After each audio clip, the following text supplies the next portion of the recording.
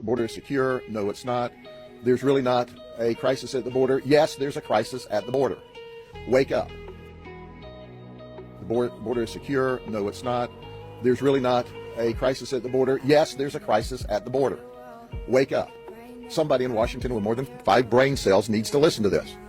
Well, maybe asking them to have 5 brain cells too many. Let's shoot for 3 brain cells. But the reality is, this is what we found. These ladies all arrived within the last 2 years. The majority of them arrived within the last 6 months. Some of them arrived in the last 2 weeks. And just how did they get here? And what was told to us? That they were paying off their transportation debt. That they were being smuggled into the United States to have sex.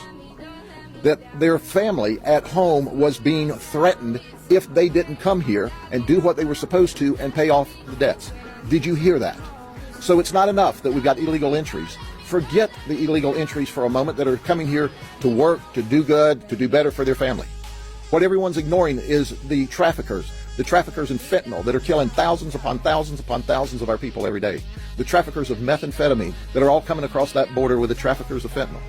That these human traffickers are forcing ladies across this border to commit sex so they can indenture them. And yet, we don't do what we need to do.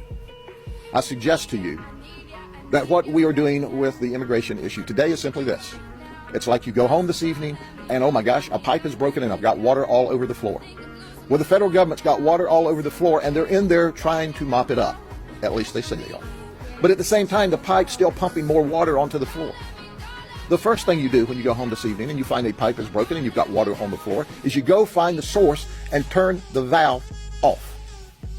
And then you mop up and you fix the problem. But we don't. So these ladies are being forced across the border. They're being threatened to kill their families back at home. At the end of the day, some of them say, well, it's also a quick avenue for cash. I'm here illegally. I can't speak English. What these ladies have discovered, and they're going to give you the details, is most of the time when we arrest what I call a professional prostitute, she's angry, she's mad, she lashes out. What we saw with these human trafficking victims is they're scared, they're dejected, they're depressed.